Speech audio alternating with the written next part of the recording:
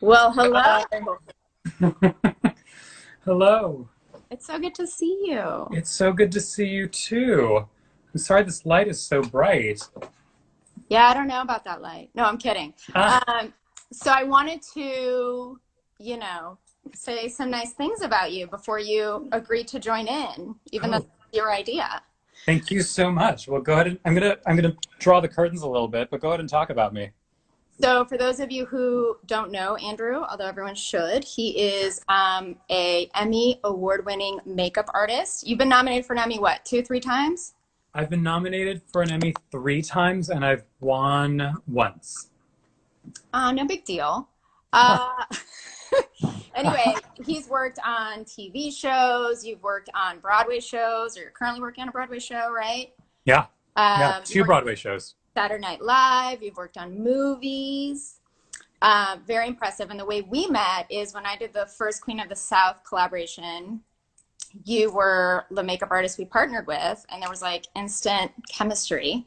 So, and then we were just like kindred spirits navigating the makeup world ever since. That's it. That's it. Yeah, I was so excited when I found out that we could actually get together and do this because I've been such a fan of you and fan of Reina Rebelde ever since I learned about this. Like you are like such the perfect example of the type of woman in entertainment and business and beauty that I like to work with because you just so represent like everything that I love about getting to work with women and like all the values that like I was brought up with. Like I was brought up by strong women all around me, like opinionated, tough, Mexican American women who, took a lot of pride in themselves and were strong personalities, were like not afraid to have opinions. Um, like, yeah, this is what I brought up. So it's like, I've always said, if it wasn't for the type of women that I was raised by, I would not be a successful makeup artist. I Period. love it. I love it. No, and I think like the whole narrative was so interesting because when I launched the brand and then our lives happened to intersect. And then we had that great breakfast. And then as I've been like following your career, I see that you're breaking all sorts of barriers all the time. So like I get it. It's just like you're part of that movement of like very successful Latinos generally, but just like what's happening and how like your creativity just, I don't know, it just like oozes out of you. I remember walking out of that Queen of the South shoot. It was my first, remember it was like my first TV thing and I was like so nervous and you were like trying to calm me down and being like, this is the way I would apply this eyeliner. Do you remember that? I don't remember you being nervous, but you know Ah, what? I listen to a lot of Mel Robbins, especially right now. Mel Robbins is somebody like everybody should be following because she's just that like inspiration and motivation guru who doesn't believe in like motivation and inspiration will get you where you want to go. She's more like, okay, your fears are not the ones driving the car. Like, do it anyway, even if you're afraid. So I feel like you embody that too, because like fear and excitement are the same things to our bodies. It's only like our brains that are like, oh no, this roller coaster is dangerous or this roller coaster is not dangerous. Same thing with like you being like an indie beauty brand. Like I stand, like you're all like, okay, I have this whole other career, but I should totally devote my time to one of the most tough industries to break into. Like, yeah, let me go for it, even if it is big and daunting. yeah, it's the I think this is one of the things I love everything about being a Mexican woman. And one of the only thing that really like annoyed me is that we have so much fear kind of like culturally put on us, like don't take risks because if you're going to do that, like you better not fail. And so I was petrified of failing. I still am. I wake up every day like, oh God, what have I done? But I think the fear of failure itself is really not that bad. Like if you fail, it's not the end of the world. But I think like I was definitely raised in a way where you weren't allowed to fail. And so I had to give myself permission to be okay. Like, okay, if I took this big risk and I failed anyway, am I gonna like wake up and, have another margarita someday? Yes. Like, but Yeah. I had to give myself permission to fail. And that was like really what my fear was about. Yeah. So Yeah. I mean, Etzel's a friend of mine. I worked with in Jesus Christ Superstar and on Pose. And Etzel says, oh boy, sounds exactly like what my mom said. Glad I didn't listen. I mean, Etzel, I think you're also the daughter of an immigrant family. Like my mother's from Mexico and my dad's from Arizona, but his family's Mexican as well. So yeah, I feel like that's just very much like the two parts of being of immigrant descent is that you've got the one thing which is like the ambition and the drive to like build a better life for your next generation. Like that's such like a Mexican American value that I was so taught from an early age. It's like, let's do this, like make it better for the next people, like climb up ahead, like the American dream, like we bought into it and we have built it into Mexican American culture and all of Latino culture, I think. And then the flip side of it is also like, be careful what you invest in. Like, make sure you do like a real job and like something that's actually going to like financially get you where you want to go. Sarita Noth is a really, really good friend of mine, like who does PR at Hi, Sarita. She does PR at Viacom, and she'd probably say the same thing, right, Sarita? Like your family's from Guyana and India, and you probably have the same thing, right? Where like they want you to work really hard and get far, but there's also like a lot of fear that maybe the challenges are really great to surmount, right? So yeah, and it's almost like failing is like a privilege. Like, you know what I mean? It's like a risk to fail, that you might fail is like a risk that like and I'm an immigrant, like we're not allowed to really take because the risk was already like the fact that you're here. And that was the risk, and like don't push your luck sort of attitude. And I think one of the things I really tried to do through the brand is be as transparent as possible about how hard it is, and like don't believe the smoke and mirrors of what a lot of people's careers are, and just show people like we're all human and everybody fails. And I want to like normalize that narrative in people's heads and be like, go for it. If you fail, like all of us have failed. We fail every day, every week. It's like really not the end of the world. Most people that have a successful business have had a few unsuccessful businesses before that. Like people don't know about me, but I taught a dance class in New York City that I came up with, and the concept, it was called Drag Dance Fitness. I had a lawyer set up the LLC and everything, Drag Dance Fitness. My assistant like made little punch cards for us and everything. Like the whole idea was like, if you like to walk in heels, like we're gonna do a Pilates-based workout. It's gonna strengthen your ankles. It's gonna help improve your core, help improve your balance. It's gonna be a whole lot of fun. And fun idea, did not have the time to invest in that business properly. And so lost money on it, total failure in some regards, but also like I got to teach a drag dance class in New York City. Like that's one for the books, you know? Like amazing.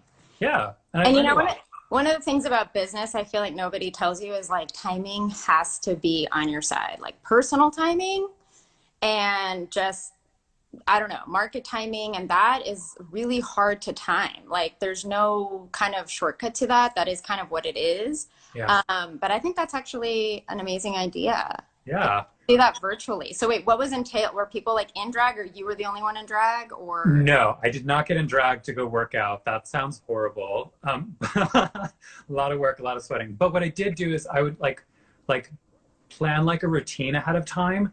And I had been trained as a Pilates instructor. And I realized like there are so many Pilates instructors in New York City that are former Rockettes dancers from Radio City Music Hall. So I like was thinking like, what is it about them? And I was like, Pilates, it makes you, it gives you poise. It helps you hold your neck tall. It makes you graceful. And I was like, that's what I need to do. Like, I need to like help people do these things that like the Rockettes learned without having to learn how to tap dance. And like the dance was just kind of like the fun part of it. Like, let's do a fun Beyonce song or something, or a Pink song, and like choreograph to that. But like, it's about like strengthening your ankles and like making sure that you don't fall. I love it. I feel like when I lived in New York, I would, you know, it was like during the days when Sex and the City was so epic. And so everybody went out in heels. I think I like almost broke my ankle 3 times. I like basically I didn't have the physical fitness to be doing that. So I feel like that would have been a very useful class for everybody. Yeah. We should talk about makeup today. Should we? I feel like you're avoiding the elephant in the room. Go for it. I know what you're thinking about. No, I'm kidding. It's like Cinco de Mayo, It right? is Like it's Cinco de Mayo. the like the really kind of non-Mexican like holiday that well, it is what it is, but Yeah. no, I'm kidding. It's No, just so does it like offend you? Like it offends some people?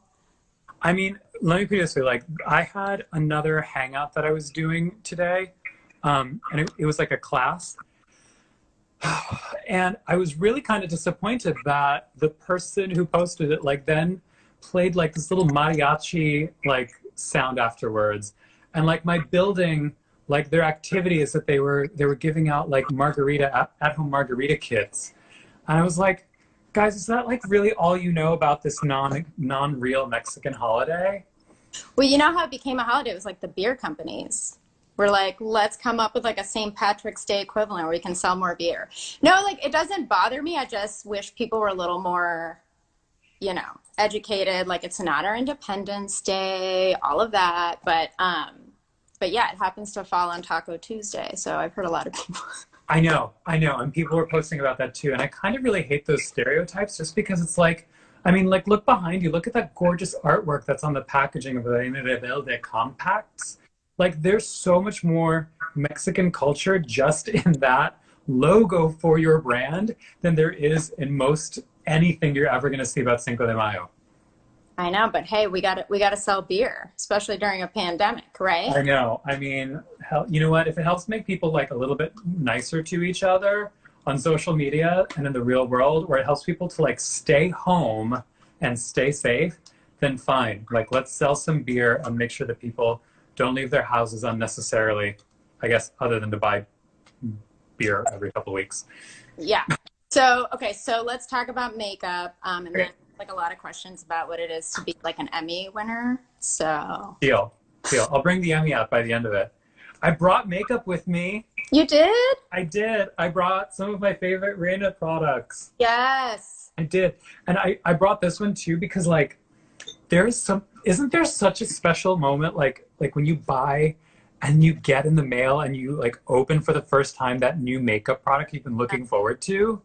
Oh yeah, Like, so fresh. It's like oh, that first drag of like a new lipstick where you're like, oh, yes, it's never yes. the Or like same. the first time you pull like a lip gloss out of the tube and like it doesn't even have like the lip gloss on it yet. I And know. like the Reina products, I've said this from the very beginning, like I love how much thought you put into the packaging because like obviously like upside down. Obviously like the artwork is just so beautiful. Like I love this Mexican pinup girl and like the tattoo art and the colors and the black and red. But even like the box, like it's covered in these beautiful mariposas. Like the butterflies are so pretty. I love this like tattoo inspired font that's on there. And Yes. on the inside, I mean, I don't even know a single makeup brand. If there is, it's going to have to be like Tom Ford or somebody. But like, I don't think Lancome ever prints anything on the inside of their boxes. No. So that was like all about, as I think I explained to you, it was like the dualities, right? So like being a Mexican, anything, a Latina or a Latinx, anybody, it's all about dualities. And so I think we were kind of all growing up in the like, you have to be pigeonholed here or here. And so Reina Rebelde was like, no, we're both. So Yeah. like every experience of unboxing the product was supposed to give you that like, I'm dark, no, I'm roses, no, I'm feminine, Mm. no, I'm like masculine, I'm this, I'm that. So that was Yeah. I see it. so we got a makeup tattoo artist actually from East LA who designed the Chica, but everyone's like, oh, so you have a lot of tattoos. I'm like, I have no tattoos. It was really just meant to be like, however beautiful we present ourselves, however well made up, like beneath the surface, whether it's real or spiritual, there's like milagros, which were all her tattoos are like the milagros and the blessings. And it's really about more like how we bring our heritage, how we pull it through in everything we do. And you may not see like all the layers, like based on our perfect lipstick. Yeah. That was the feel.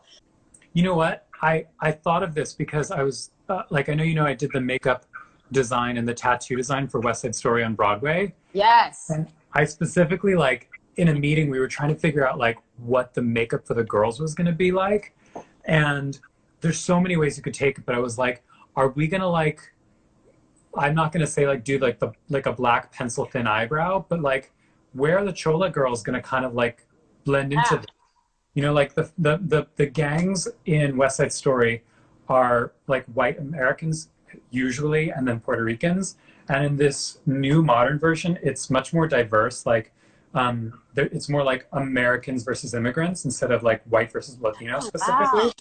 So it's a little bit, it's still definitely Puerto Rican, but I was like, there are so many people in America who are Latino, but from multiple parts of Latin America. Exactly. So it made sense to me that I should try to pull from Mexican heritage and Puerto Rican heritage and all the way back 500 years to like the Taino people who were the native peoples that inhabited Puerto Rico before the settlers arrived, the European settlers arrived, conquistadors arrived.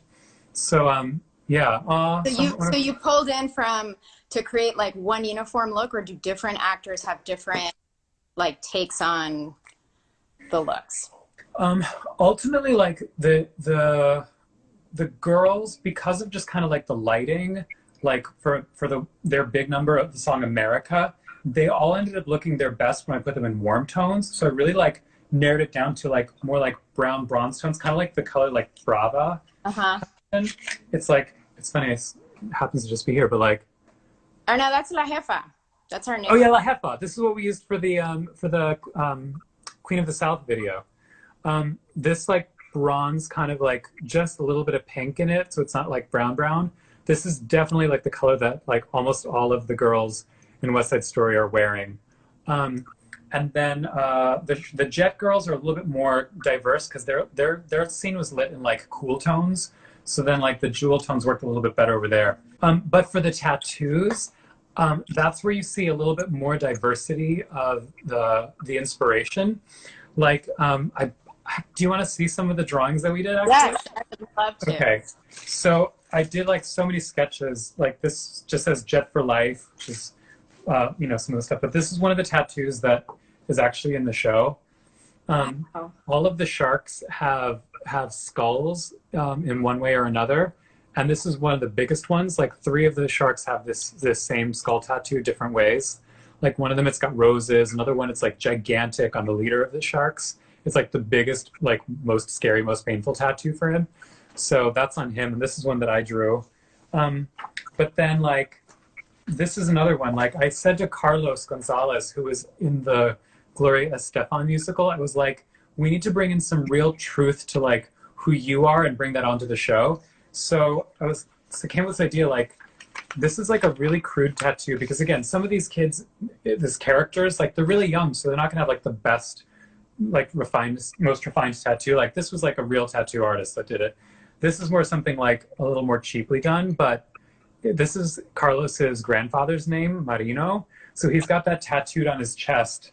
And I thought that was a good way to like bring our real Latino heritage and make it genuine. Like I said to them when I was designing the show, like Scott Rudin is like one of the most important producers in like TV and Broadway and film and Broadway history. So it was like, I need him to really trust me and know that like I'm a New Yorker, I'm the son and the grandson of immigrants, I'm Latino, I went to school for musical theater, I studied in Europe, which is where the director studied from. Like, listen, like, I got you, boo. Like, I'm gonna bring so much truth to this production. Oh my God, you will appreciate this. Look at these. Oh my gosh, those are amazing. So these are ones that like I didn't draw, but my co-designer, my associate designer, Michael Clifton, I stole him from The Lion King on Broadway, and Mikey drew these for me. Like I knew I wanted Bernardo to have Anita on his body tattooed somewhere, and then I wanted roses, and so this is Anita mi corazón, and so Bernardo in West Side says he's got this tattoo. There's a different version of this that we ultimately went with, but Michael really did a beautiful job drawing these, and you can see like, come on, like there's a little bit of a tribute to like a Chola girl in there, right? Yeah, that's super crazy 90s arch. Yeah. It's got the like, I love it. Yeah, like brow and like the headband and like those like gorgeous lips. Like she looks they both kind of look a little bit like my sister, you know? So yeah, if you guys get a chance whenever Broadway gets to come back, I hope you all come see our work. I cannot wait to see it. Speaking of SNL, yeah. have you seen the SNL at home? Oh God, yeah, I've been watching that. I You guys know, been but watching like, it at home? no, I mean, it's so interesting. Like, I feel like if anything, this is really helping everyone appreciate a makeup artist like yourself. You know And I what? don't mean that. Like, I think it looks amazing, but the transformative nature of how SNL goes from skit to skit is so, it's not just like wardrobe, it's makeup. Yeah, Like, that's how they get into character. And so yeah, that they don't have that, you can tell it's like, yeah. it takes a village to do that show. It's missing something without it being live, but I think it's good for people to like get to experience it now because SNL, like the writers and the actors in the show, they really like do an amazing job of commenting on what's going on in our lives. Like I have so many friends there that talk to me about the first time SNL did a show after September 11th. And there's a lot of ways that this crisis that's happening nationwide and also is like the epicenter is in New York. Like there's a lot of similarities. Like it's really, really sad to be a New Yorker right now. Like it's breaking my heart to say this. But it's why I just feel like we have so much responsibility as New Yorkers and as an entire country to say like, okay, this horrible, horrible tragedy is happening. The government knew this was going to happen in both cases. What are we going to do about it? Because at the end of the day, like these are really difficult things. But you know what? We're Americans, we're New Yorkers, we're immigrants, we're from all across the country. And it's like when Americans get together and immigrants get together, when we get together and we team up, like we get so much stuff done. Like the biggest American values, I think, are like innovation and hard work. And like if we really need to rewrite American history, like now's the chance to do it. You know what I mean? Like Absolutely. how we respond to this tragedy says so much about who we are, and it's what we're going to give to our next generation. Yeah, and I feel like it's been really revealing about businesses, individuals in power, cities, communities. Like I was telling some people on the team earlier today, you know, I remember I was in college during 9/11. I remember exactly where I was, and I remember the next 5 days like it happened yesterday. And I also saw how New Yorkers just like came together and pivoted and survived, and they were resilient. And I think I hear a lot of that happening right now Yeah. there, and I feel like other parts of the country are having a harder time, sort of like accepting, pivoting, like coming together, notwithstanding Yeah. the new information. And I think it's been really interesting to just see how different places are reacting. But Yeah. my heart is just broken for all the lives lost. My grandmother died 2 weeks ago, not of COVID, but we were not able to be with her because of what was happening. They didn't want to allow us to travel. And so like, you know, we've experienced it on some level, but you're hearing all of these things. We've known a couple people that have been sick, and it's horrible. I mean, and I do think we have a responsibility as a community to support everyone in our community, not just our neighbors, right? And I think one of Yeah. the things that is really coming to light for people is an understanding of the supply chain of just food. And it's mostly immigrants and mostly undocumented immigrants that are working to get us the food that we're all like eating, right? And they're essential workers, but they're unprotected. That Immigrants keep this country running. they keep, Immigrants and people often do the most dangerous jobs. yep. Like in New York, like there's so many immigrants who are here working really, really hard, like delivering food for people now and even before this, like washing dishes and stuff. And like that takes so much pride in their work. Like, these are like, there's like such work ethic. And I don't think we give ourselves enough credit as a larger Latino community, whether our grandmothers came from another country or whether we did. I don't think we're going to give ourselves enough credit about just how powerful we really are. It's true, but I think I think this is a real moment of reckoning where the community needs to like harness and own the power that they have. You know, as I'm seeing these like walkouts happening, I'm like, you shouldn't have to go to work if you're not protected. And these companies can afford to protect you, and like that's that. And this is a better question for me to ask you and to ask like the people in the chat. Like, there's something my mother told me. It's kind of, and it's, for me, it's a guy. It's kind of hard to be an ally sometimes, in that there's some things that I think I just have to ask as a question. So here it is. My mother said, and I want to know if you, Regina, and if you guys that are on the chat agree. My mother said that of the many reasons, like the patriarchy, sexism, the many reasons that women make less money in this country for doing the same jobs as men, she said that she felt that some of it is that women are also less likely to ask for what they deserve. Do you feel that? Like, are women sometimes afraid to ask for what they deserve? 100%. I couldn't agree more. The problem is, and you remember, like, I was a lawyer, so I worked in that like big corporate world. And I think part of the problem is when there's so few women in certain situations or positions and you're the one that goes and asks, it's not like every other woman came in after you and also made the request. It has to be sort of a unified effort where people start getting used to like, okay, everyone's going to ask, so we're just going to do it. And so what happens is it's kind of like you get cornered and you feel isolated. So if you go do that, you're kind of viewed as like, or kind of a rebel, as opposed to it being something that like people look at you and they're like, okay, yeah, I get that because so-and-so already asked for that and everyone's asking for it and like it's not normalized. And so within that, you feel like you're not entitled to it because other women aren't also asking for it. This idea of worthiness, like permission to do things, like you can't stick around waiting for somebody to give you permission. This is true for everybody. And we do that so much. And I think for the makeup community, that's really important too. Like I say this is my new mission and my new platform is I do not want makeup artists to work for less than what they deserve. I don't want artists to work for less than they deserve. I don't want you, Regina, to like give away your products for cheap. I mean, I love a giveaway, don't get me wrong, but like, No, and I give think back, but it's another thing to like say, well, I don't deserve to charge this much money for like a good product that I really put my heart and soul in as an indie brand. You know what I mean? no, of course. I mean, I struggle with this all the time because I'm like, oh, they want it, okay. Like you should see me at a show. If we do a trade show and someone's like, can I please have like an extra one? I'm like, okay. And Lisette's always like, stop that. Like I remember when Lisette was like, let's get Andrew to do the Queen of the South collab. And I was like, okay. So I looked you up and I was like, how much is this guy going to cost? So then we get your rate card. And I was like, unless that's like, he's worth every penny. And I was like, okay. But then the truth was that like, I even had that bias. You know what I mean? Like I see that I also have that bias because I'm used to being treated with that bias, right? Like I'm not worth the same as whatever counterpart. And that's ingrained in us. And I just like, it's got to be a community effort. And one of the things I've learned through having like this business and working with makeup artists like you is you guys are artists. I was like a guest on a podcast and the podcast was an art podcast about Frida Kahlo. And the guy's an art historian and he said, do you think makeup is an art form?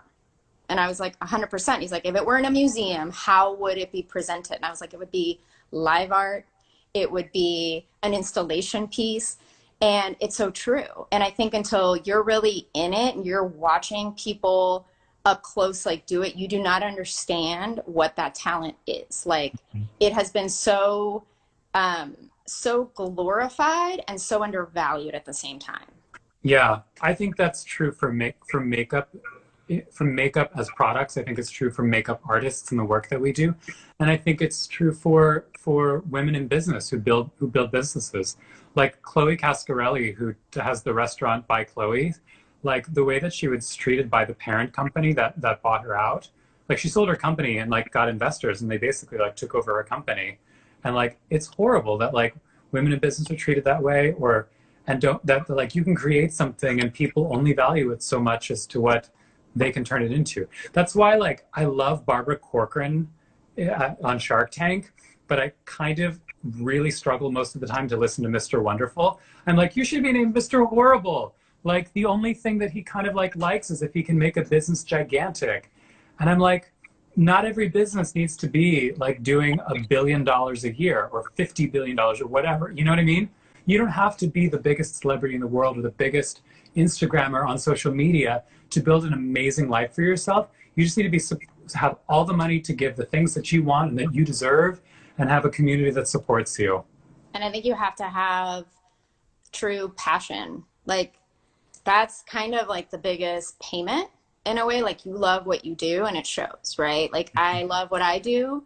It is really hard. It breaks me in half a good portion of the time. And like, I pick myself up and I'm like, but I love it. And maybe I'm on, you know, a fool's errand to some extent, but maybe I'm not. But that's the whole like mantra too with what's happening, is that I think it is about course correction. I think the pressure on everyone to be like the biggest, the richest, the best dressed, like it's insane.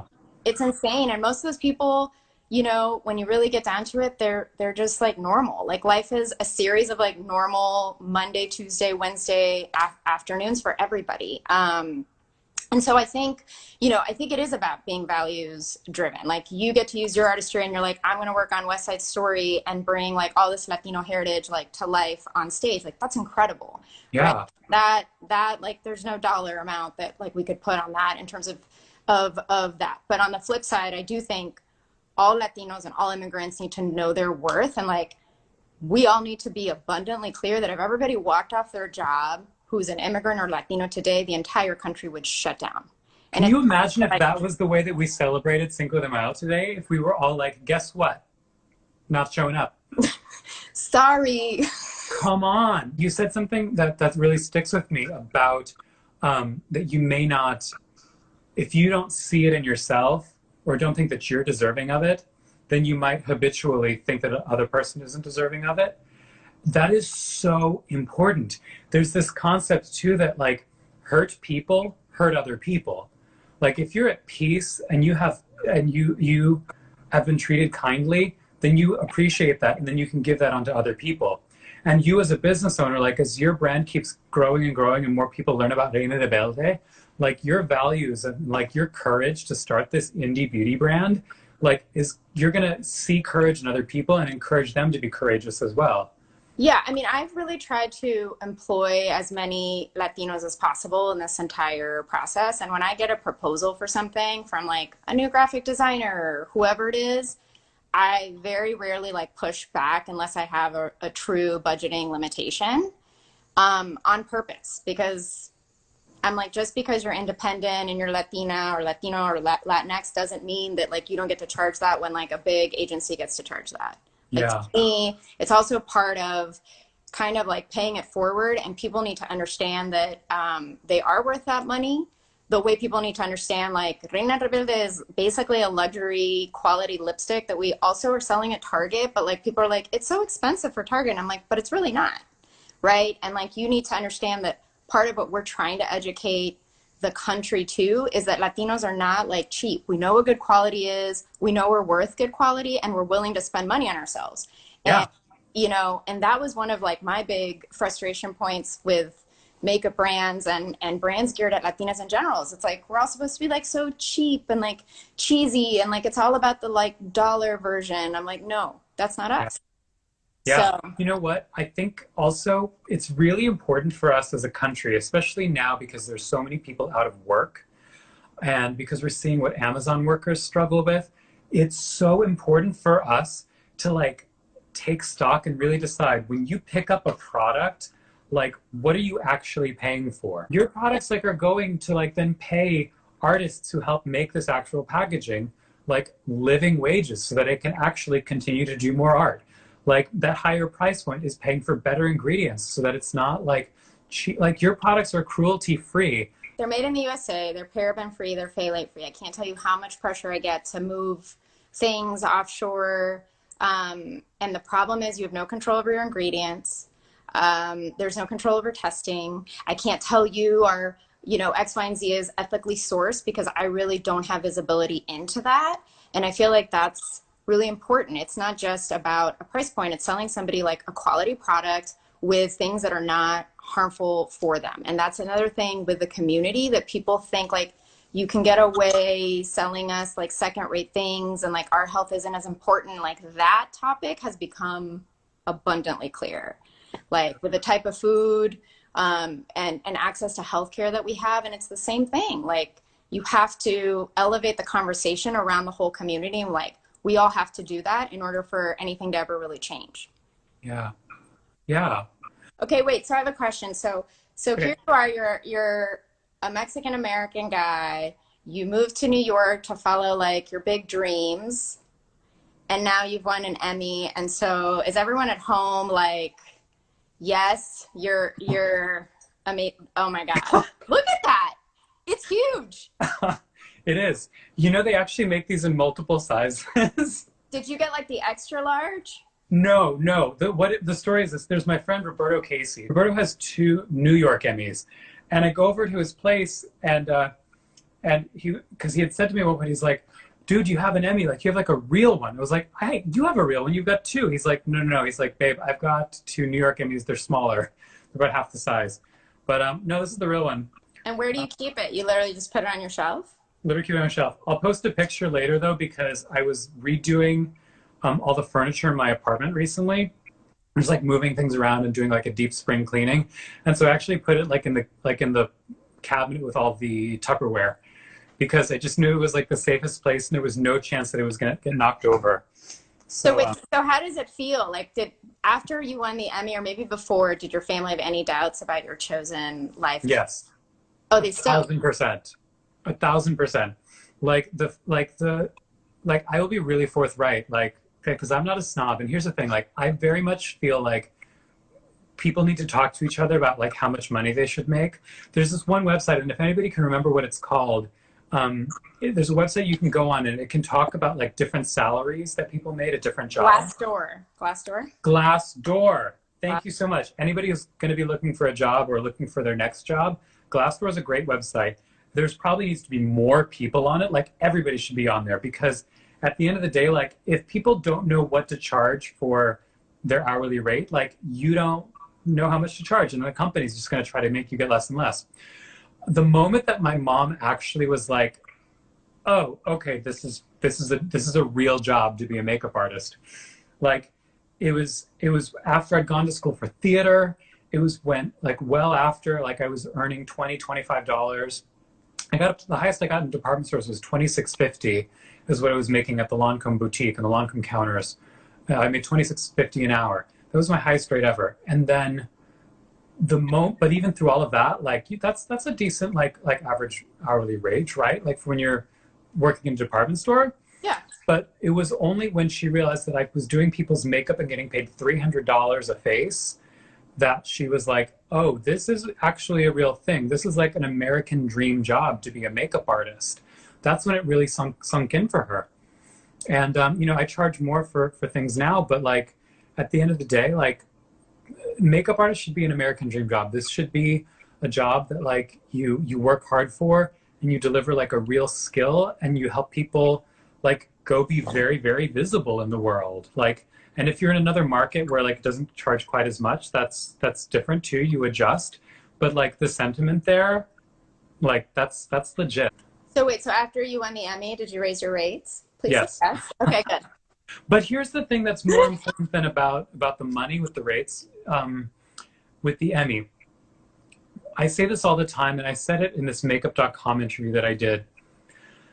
When I won the Emmy Award, the things that changed is like, yes, I think that maybe some people trusted me a little bit more, but more importantly than the award itself and what it told other people about me is what it told me about myself.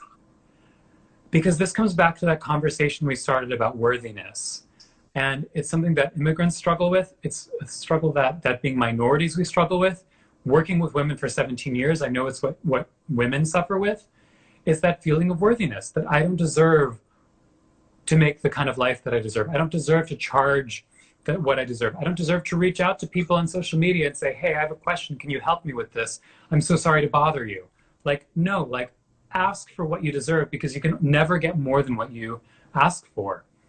And what winning the Emmy did for me is it told me that like on my darkest days, on the days when I didn't feel like I deserved what I was fighting for, or when I first got my West Side Story contract offer and I was like, this is not an offer that I'm willing to accept.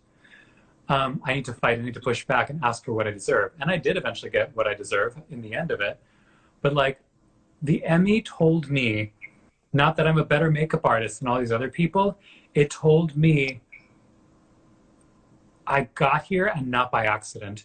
And I have no excuses now to not do the best work, to not find solutions, and to not show up. and not to get up in the morning and say, I'm going to figure this out and do the best job that I can do. That's what winning an Emmy tells me every single day. It's amazing. Good for you. I'm so proud of you. Thank you. And what about this like side drag thing? What is it like to be in drag? What's it like to be in drag? I mean, at a certain point, it was kind of like very rebellious. Like when I first was doing drag in New York City, like I had a weekly show in a theater venue. There was a bar inside New World Stages, and I used to do a weekly show. It was a cabaret, and it was an hour long, and my character's name was Diana de la Guarda. Oh my God, somebody knows you. In Theory 70, Diana. Diana, yep, that's right. Yeah, Brad knows. Diana de la Guarda. So a little Latino culture in there as well. And her whole deal was like, she was like a little bit rockette. She was definitely a Latina. There was some quirkiness and like a lot of musical theater. But like back then, drag in like 2012 and prior to that especially, it was not the Drag Race world. Like it was very much like there is a woman who is a very, very popular blogger who has a very, very popular makeup brand right now. And I remember her as recently as 2012.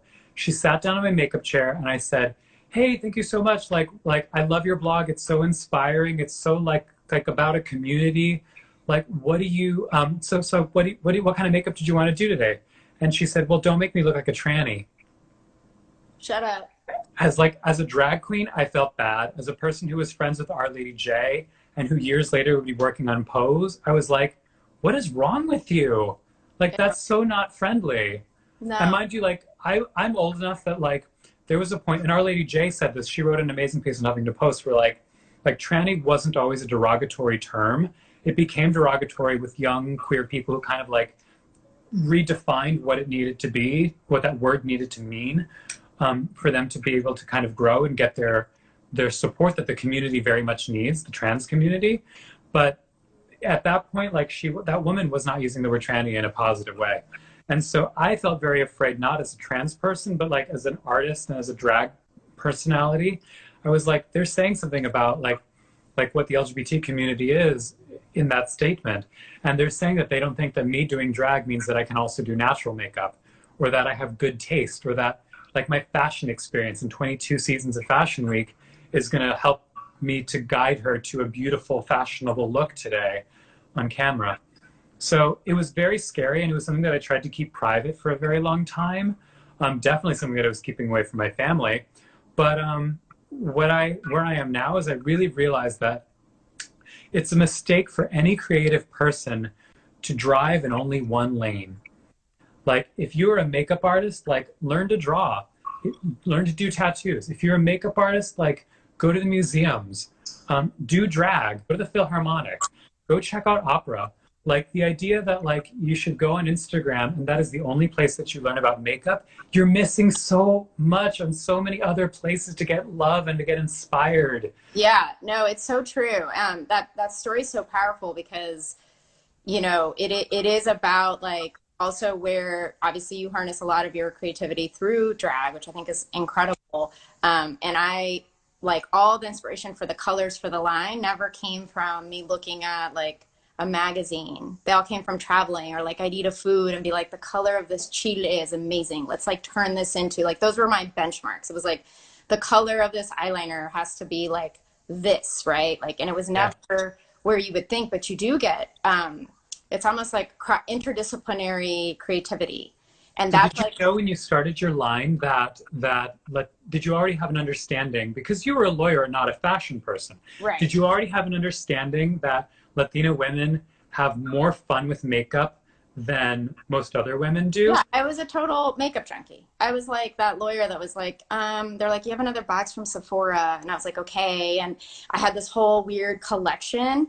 I mean, in many ways it was odd because people would say, well, where are you going to wear this black lipstick? Like, we work at a law firm. And I'm like, this is for like my alter ego. Like, to me, makeup was always a way to transform like who I was. So, you know, my mom and I have this big joke that like, there'd be like certain makeup looks where she's like, you can't wear that here. That's like a Mexico makeup look. Like, and like, you know, you're in Italy and like you're wearing something totally different. And that's what I loved about it. It was like Regina, it was like kind of like a Where's Waldo. So like wherever Regina is, it was like a different look. And when I was Okay. buying makeup, it was like very much a fantasy exercise. Like someday I'm gonna be in, I don't know, Colombia, like doing something fabulous, and I'm gonna wear this lipstick, right? And like maybe I never made it on that trip, but like the lipstick to me was like a journey to what I would wear and what makeup look I would like create in that trip. You know what? I know that we're going to be running out of time kind of soon. So I kind of want to give people like some challenges or some homework and some ideas of how they can like interact with this more. So maybe that's one way. Like I would love to see comments on my feed and on the Reina Rebelde page. Like scroll through makeup pictures and guys, like tell me what it makes you think about. Like, is this like a strong, like courageous look? Is this like a delicate, sweet look? Like, I think that's what I like about the Reina Rebelde, like all the names and the products too. Like this lip gloss is Virgen, and it's like a soft pink, and like it's very like okay, I get the inspiration for that.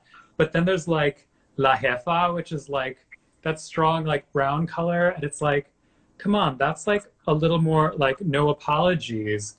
So like I would love for people going forward to think about makeup. Like, what does it say about me? Like, what does it say about my mood? What does it say Right, about because your it's an mood? energy, right? Like it's kind of like when you do your makeup, I feel like it's the same as like when you stand in front of a piece of art and you're just like, this makes me feel this. Like that's what it is. Like you put a lipstick on, you're like putting energy on your lips. And that color is like telling the world, hey, this is how I feel today. Like whatever that is. So I do. I think it is like it's so moody, which is what makes it so interesting and makes it such an incredible art form. Yeah.